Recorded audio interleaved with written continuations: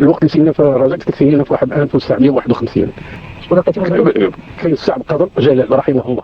عرفتي الرجاء كيفاش تبديتي؟ السبب ديالي في الرجاء هو السي عبد القادر جلال الله يرحمه، عطى الجميع مؤسس وعطى الجميع وجرو. بحال اي رجاوي في الظرفيه الحاليه كتجيني لا نوستالجي الزمن الجميل، وانا كندندن بنويطات قدام ديال المكانه نغماتني هاد النويطه. الرجال وقت الاستقلال بلبس سرطان وبلبس زمان. مسرحش في مقارنة اللي يكون غير ما درتهاش، حيت بحال دوك الرجال عمرها نادرة في زماننا، وتعمقت كتر في تاريخ واحد منهم اللي داز في الظل ومشى في الظل، عبد القادر جلال.